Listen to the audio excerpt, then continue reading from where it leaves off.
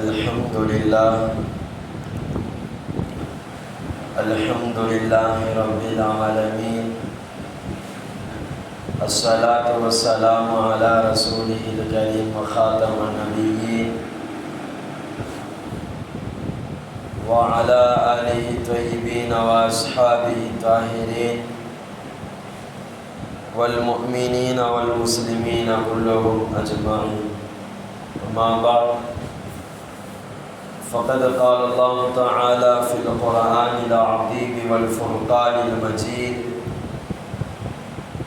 بعد أعوذ بالله من الشيطان الرجيم بفضل بسم الله الرحمن الرحيم. அளவற்ற அருளாளன் நிகரற்ற அன்புடையவனுமாகிய அல்லாஹ் சுப்ஹானஹு வ தஆலாவின் திருப்பெயரால் ஆரம்பம் செய்கிறேன்.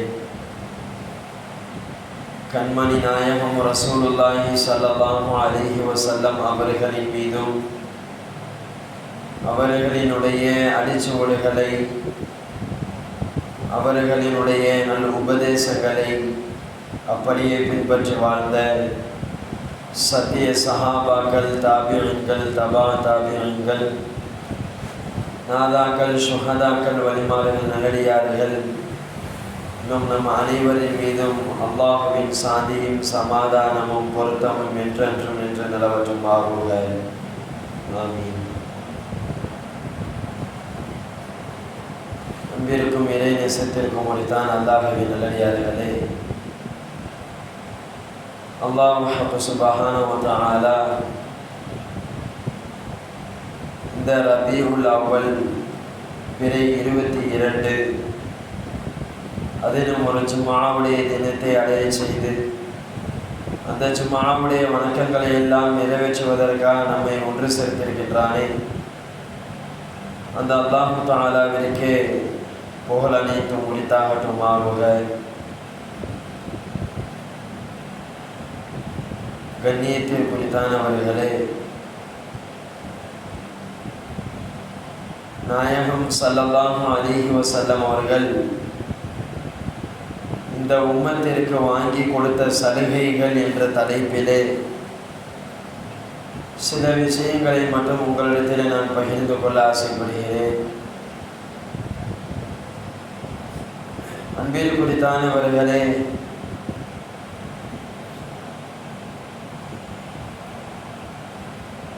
ஏன் அல்லாஹ் சுப்ஹானஹு வ தஆலா நாயகம் ஸல்லல்லாஹு அலைஹி வஸல்லம் அவர்களை பின்பற்றி எதற்காக வாழச் சொன்னான்? நாயகம் ஸல்லல்லாஹு அலைஹி வஸல்லம் அவர்களை பின்பற்றி வாழுவது அவசியமா என்று நாம் பார்த்தோம் என்று சொன்னால், அதில் 2 விஷயங்கள் உள்ளடங்கி இருக்கிறது. ஒன்று தஅப்புத். அல்லாஹ் தஆலா சொல்லிவிட்டான், எனவே நாம் அவ்வாறு செய்ய வேண்டும். குல் இன் குன்தும் துஹிப்பூனல்லாஹ், நீங்கள் அல்லாஹ்வை பிரியப்பட வேண்டுமானால் ஃபத்தபிஊனி, என்னை பின்பற்றுங்கள், என்னுடைய முஹம்மதை பின்பற்றுங்கள்.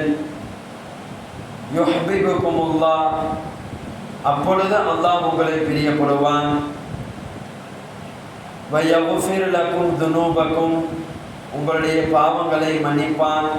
வல்லாஹு கஃபூருர் ரஹீம், அல்லாஹ் பாவங்களை மன்னிக்கக்கூடியவனாக இரக்கமுடையவனாக இருக்கிறான் என்று அல்லாஹ் தஆலா குர்ஆனிலே சொல்லிவிட்டான். அப்ப நபி ஸல்லல்லாஹு அலைஹி வஸல்லம் அவர்களை பின்பற்றுவதில் முதல் விஷயம் தஅப்புத். அல்லாஹ் குர்ஆனில் சொல்லிவிட்டான், எனவே நாம் நபியை பின்பற்றுகிறோம். நாயகம் ஸல்லல்லாஹு அலைஹி வஸல்லம் அவர்களை பின்பற்றுவதற்கு 2வது காரணம், இந்த உம்மத்தின் மீது நபி அவர்கள் அதிகமாக பிரியம் வைத்து முன்னால் இருந்த சமூகத்தினருக்கு உள்ள அந்த விஷயங்களை எல்லாம் தவிர்த்து போக்கிவிட்டு இந்த உம்மத்திற்கு நிறைய சலுகைகளை நபி அவர்கள் நம்மளுக்காக வாங்கி கொடுத்திருக்கிறார்கள்.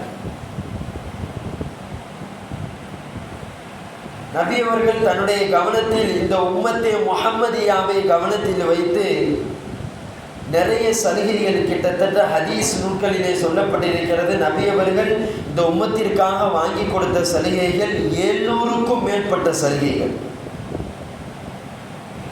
எனவே இந்த உம்மத்திற்காக நபி அவர்கள் சலுகைகளை நிறைய வாங்கி கொடுத்திருக்கிறார்கள். எனவே நாம் நபி அவர்களை பின்பற்ற வேண்டும். இந்த 2 விஷயத்திற்காகத்தான் நாம் நபி அவர்களை பின்பற்றுகிறோம். அந்த 700க்கும் அதிகமான சலுகைகள் என்னென்னவென்று நாம் பார்த்தோம் என்று சொன்னால் அதற்கு நேரங்களும் காலங்களும் சரியாக அமையாது. எனவே நான் இந்த ஜும்ஆவுடைய இந்த உரையில நபி ஸல்லல்லாஹு அலைஹி வஸல்லம் அவர்கள் இந்த உம்மத்திற்கு வாங்கி கொடுத்த சலுகைகளில் ஒரு சில 5 சலுகைகளை மட்டும் நான் தங்களுக்கு மத்தியிலே சொல்ல இருக்கிறேன். அதில் ஒன்று, நபி ஸல்லல்லாஹு அலைஹி வஸல்லம் அவர்கள் சொல்லி வாங்கி கொடுத்தார்கள் அல்லாஹ்விடத்தில். என்னவென்று சொன்னால், முன்னால் வாழ்ந்த சமூகத்தாரிடத்திலெல்லாம் அல்லாஹ் வைத்திருந்த நிபந்தனை என்னவென்று சொன்னால், ஏதாவது ஒரு குறிப்பிட்ட இடத்தில் மட்டும்தான் மஸ்ஜித் பள்ளிவாசலை கட்ட வேண்டும். அந்த குறிப்பிட்ட இடத்தில் மட்டும்தான் அந்த பள்ளிவாசலை அமைக்க வேண்டும். எல்லோரும் சேர்ந்து அந்த பள்ளியில் தான் தொழுக வேண்டும், அமல் செய்ய வேண்டும். தனக்கு தோதுவாக ஒவ்வொரு ஏரியாக்களிலே பள்ளிவாசலை அமைப்பதற்கு முந்தைய காலத்தில் அனுமதி கிடையாது. ஒரு குறிப்பிட்ட இடங்களில் பள்ளிவாசல் இருக்க வேண்டும், அங்கு அனைவரும் அமல்கள் செய்வார்கள். நபி ஸல்லல்லாஹு அலைஹி வஸல்லம் இதை பார்த்தார்கள். பார்த்துவிட்டு அல்லாஹ்விடத்திலே பிரார்த்திக்கிறார்கள், ரப்பே, என்னுடைய உம்மத்திற்கெல்லாம் இதெல்லாம் மிகவும் கடினமானது ரப்பே. எல்லோரும் சேர்ந்து ஒரு இடத்திலே எல்லாம் கூட மாட்டார்கள். எனவே பூமி முழுக்க பள்ளிவாசலை கட்டுவதற்குண்டான அனுமதி நீ கொடு என்று அல்லாஹ்விடத்திலே நபி அவர்கள் கேட்கிறார்கள். அல்லாஹ் தஆலா அனுமதி கொடுத்து விட்டான். கபாயில், கபறுகளை தவிர சுயதேவையை நிறைவேற்றக்கூடிய பைத்துல் ஹாலாவை தவிர விற்றிருக்கக்கூடிய அனைத்து பூமிகளிலும் நீங்கள் பள்ளிவாசலை அமைத்துக் கொள்ளலாம் என்ற சட்டத்தை அல்லாஹ்விடத்திலிருந்து நபி அவர்கள் வாங்கி கொடுத்து விட்டார்கள். அப்போ பூமியில் நாம் எங்கு வென்றாலும் நாம் பள்ளிவாசலை கட்டிக்கொள்ளலாம். ஒன்று கபர், இரண்டாவது பைத்துல் ஹாலா. இந்த 2 சுயதேவை நிறைவேற்றக்கூடிய இடம். இந்த 2 இடத்தை தவிர பூமியில் நாம் எங்கு வேண்டாலும் பள்ளிவாசல்களை கட்டிக்கொள்ளலாம். அங்கே நாம் அமல் செய்து கொள்ளலாம். நபி ஸல்லல்லாஹு அலைஹி வஸல்லம் அவருடைய காலத்தில் அனைத்திற்கும் பள்ளிவாசல். பசி எடுத்தாலும் பள்ளிவாசல். ஏதேனும் ஒரு பிரச்சனை தீர்ப்பு வழங்க வேண்டும், பள்ளிவாசல். ஒரு பிரச்சனைக்கு தீர்ப்பு வழங்கி அந்த தீர்ப்பை சரியான முறையில் அமைக்க வேண்டும், பள்ளிவாசல். அந்த பள்ளிவாசலை ஒரு பல்கலைக்கழகமாக மாற்றினார்கள் கண்மணி நாயகம் ரசூலுல்லாஹி ஸல்லல்லாஹு அலைஹி வஸல்லம். என் நம்மால் வரலாற்று நூல்களில் சம்பவங்களை காண முடியாதா? உமரே ஃபாரூக் ரலியல்லாஹு அன்ஹு அவர்கள் வயிற்றை தடவி கொண்டே பள்ளிவாசலில் அமர்ந்திருக்கிறார்கள். அபூபக்கர் சித்திக் ரலியல்லாஹு அன்ஹு அவர்கள் பள்ளிவாசலுக்கு வருகிறார்கள். வந்து பார்த்தால் உமரே ஃபாரூக் ரலியல்லாஹு அமர்ந்திருக்கிறார்கள். அபூபக்கர் சித்திக் கேட்குறாங்க, என்ன உமரே பள்ளிவாசலில் அமர்ந்திருக்கிறீர்களே, என்ன காரணம்? உமர் ரலியல்லாஹு சொல்கிறாங்க, எனக்கு கடுமையாக பசியின் காரணமாகத்தான் நான் பள்ளிவாசலில் அமர்ந்திருக்கிறேன். சரி அபூபக்கரே, நான் இருக்கட்டும், நீங்கள் எதற்காக வந்துள்ளீர்கள்? அபூபக்கர் சித்திக் சொன்னாங்க, உமரே, நானும் அதற்காகத்தான் வந்திருக்கிறேன். எனக்கும் கடுமையான பசி, நானும் அதற்காகத்தான் வந்திருக்கிறேன். இருவரும் பேசி கொண்டிருக்கும் பொழுது அந்த வழியாக கண்மணி நாயகம் ரசூலுல்லாஹி ஸல்லல்லாஹு அலைஹி வஸல்லம் அவர்களும் பள்ளிவாசலுக்குள்ளே வருகிறார்கள். என்ன 2 நபர்களுக்கு மத்தியில் மஷவரா நடந்து கொண்டிருக்கிறது, என்ன காரணம்? இந்த பள்ளிவாசலில் எதற்காக நீங்கள் ஒன்று கூடியிருக்கிறீர்கள்? 2 தோழர்களும் சொன்னார்கள், நபியே நாயகமே, நாங்கள் சாப்பிட்டு 3 நாட்கள் ஆகிவிட்டது. கடுமையாக பசியின் காரணமாகத்தான் நாங்கள் என்ன செய்ய வேண்டும் என்று தெரியாமல் பள்ளியில் அமர்ந்திருக்கிறோம் நாயகமே. சரி நாயகமே, தாங்கள் எதற்காக வந்துள்ளீர்கள்? நபியவர்கள் சொன்னார்கள், நானும் அதே நிலையில் தான் இருக்கிறேன். எனக்கும் பசியின் காரணமாகத்தான் நானும் பள்ளிக்கு வந்திருக்கிறேன். சரி வாருங்கள், 3 பேரும் சேர்ந்து அபு அய்யூப் அன்சாரி ரலியல்லாஹு அன்ஹு அவர்களை வீட்டிற்கு செல்லுவோம். அந்த அரபு நாட்டில் அன்றைய காலத்தில் நபியுடைய காலத்தில் மிக பெரும் பணக்கார சஹாபி, பல தோட்டங்களுக்கு அதிபதி அபு அய்யூப் அன்சாரி ரலியல்லாஹு அன்ஹு. இப்போ அவர்களுடைய வீட்டுக்கு போகிறாங்க. போய் பார்த்தால் அபு அய்யூப் அன்சாரியும் இல்லை வீட்டில். அவங்களுடைய மனைவி இருக்கிறாங்க. நபி அவர்கள் அபூபக்கர் ரலியல்லாஹு உமர் 3 பேரும் போகிறாங்க. போய் பார்த்துட்டு வீட்டுக்குள்ளே அவங்க மனைவி அழைக்கிறாங்க. அழைத்து அவர்களுக்கு உணவுகளை கொடுக்குறாங்க. உணவுகளை சாப்பிட்டு கொண்டு இருக்கிறாங்க. அந்த சமயத்தில் அபு அய்யூப் அன்சார் ரலியல்லாஹு அவங்களும் ஒரு பேரிச்ச குலையை உடைத்து கொண்டு வருகிறார்கள். வந்து பார்த்தா பெருமானாரும் தோழர்களும் அமர்ந்திருக்கிறார்கள். அவர்களுக்கு அந்த பேரித்த குலையை கொடுக்கிறார்கள். அவர்கள் சாப்பிட்டு கொண்டிருக்கிறார்கள். நபி ஸல்லல்லாஹு அலைஹி வஸல்லம் சொன்னார்கள், சும்ம லதுஸ்அலுன்ன யௌமஇதின் அனின் நஈம். இந்த பேரிச்சம்பழத்தை சாப்பிட்டு கொண்டிருக்கிறோம், இதை பற்றியும் நாளை மறுமையில் அல்லாஹ் கேள்வி கேட்பான்.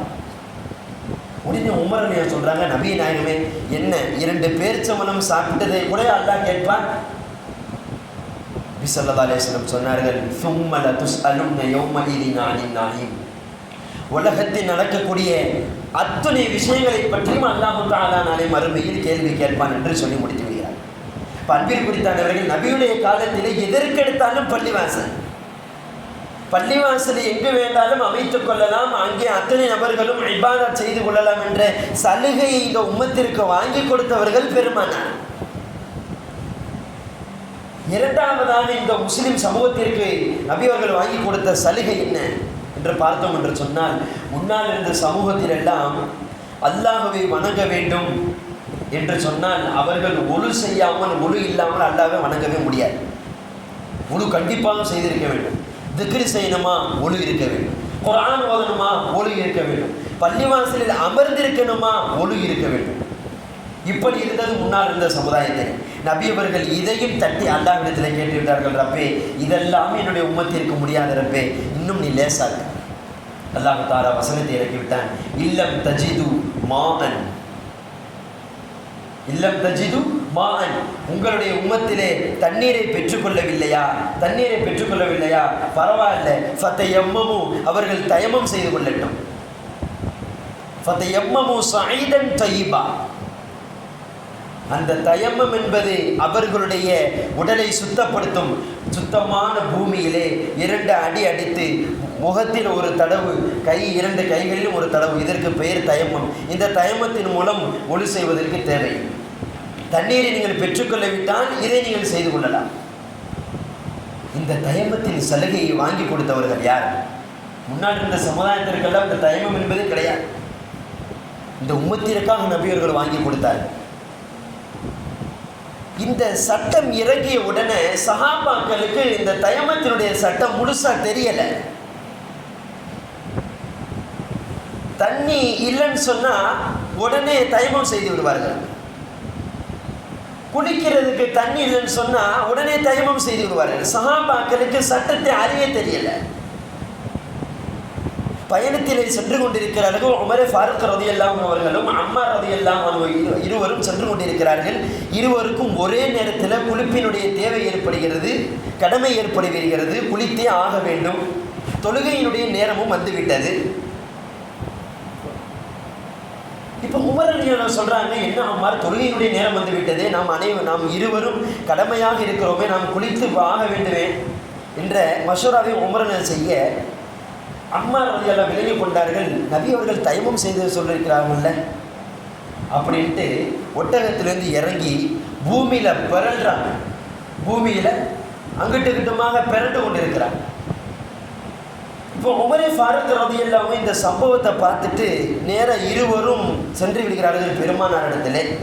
நபி அவர்களே, நாங்கள் இருவரும் கடமையாக இருக்கிறோம், நாங்கள் குளித்தே ஆக வேண்டும், தொழுகையினுடைய நேரம் வந்துவிட்டது. நீங்கள் ஒழு இல்லை என்று சொன்னால் தயமம் செய்ய சொல்லியிருக்கிறீர்கள், தண்ணீர் பெறவில்லை என்று சொன்னார்.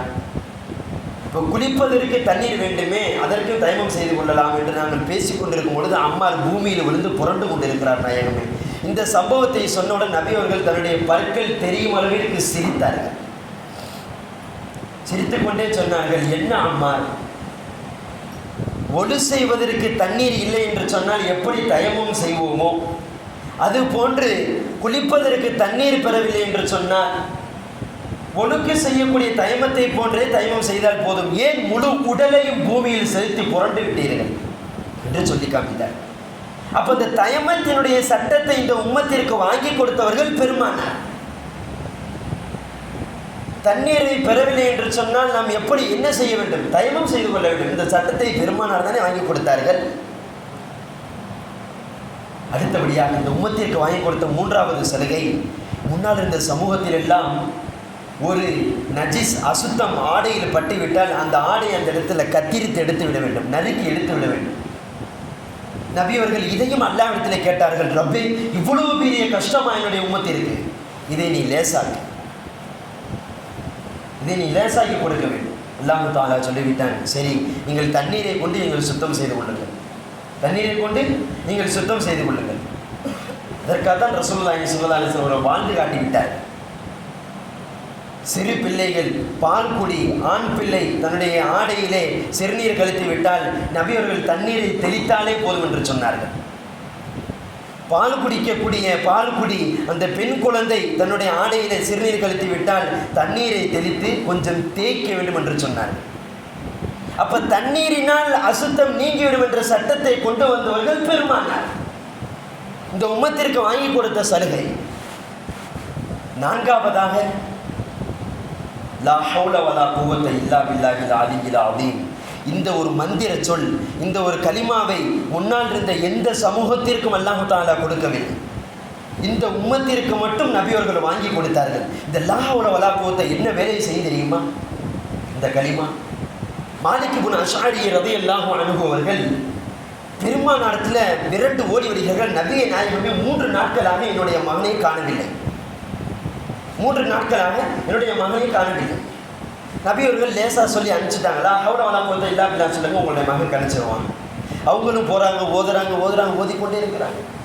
சில தினங்களுக்கு பிறகு இரவு நேரத்தில் மாலிக் இப்னு அஷ்அரி ரலியல்லாஹு அவங்களுடைய மகன் வந்து கதவை தட்டுறார். கதவை திறந்து பார்த்தா தன்னுடைய மகனுக்கு பின்னால் பார்த்தா 4000 ஆடுகள் இருக்குது.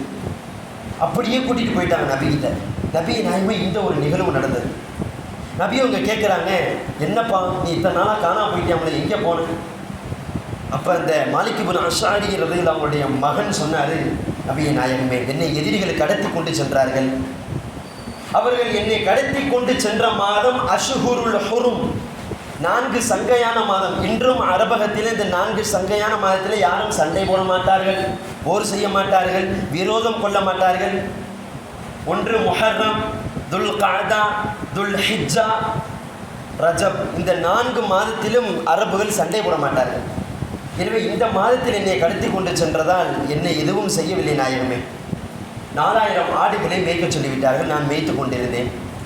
இன்று எனக்கு பாதுகாவலராக இருந்த அந்த மனிதர் மது அருந்திவிட்டு போதையில் தூங்கிவிட்டார். நான் ஓடி வந்து விட்டேன்.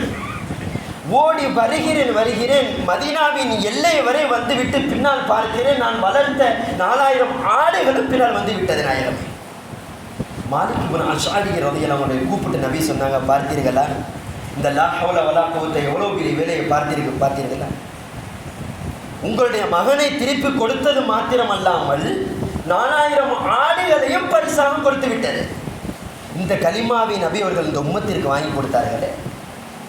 ஐந்தாவதாக நான் ஒரு விஷயத்தை சொல்லி முடித்து விடுகிறேன். பெண்கள் இந்த உலகத்தில் வாழ்வதற்கு முழு உரிமை உண்டு என்று சொன்னவர்கள் கண்மணி நாயகம் ரசூலுல்லாஹி ஸல்லல்லாஹு அலைஹி வஸல்லம். 1956 இந்திரா காந்தி, ஜவஹர்லால் நேரு சொன்னார்கள், இந்த உலகத்தில் பெண்கள் வாழ உரிமை இருக்கிறது. அதற்கு முன்பதாக கண்மணி நாயகம் ரசூலுல்லாஹி ஸல்லல்லாஹு அலைஹி வஸல்லம் சொல்லிவிட்டார்கள், இந்த உலகத்தில் பெண்கள் வாழ முழு உரிமை இருக்கிறது, அவர்களுக்கும் சொத்தில் பங்கு உள்ளது என்று நபியவர்கள் சொல்லிவிட்டார்கள். அன்பிற்கு குறித்தானவர்களே, நாம் நபி ஸல்லல்லாஹு அலைஹி வஸல்லம் அவர்களை அதிகமாக பின்பற்றி வாழ வேண்டும்.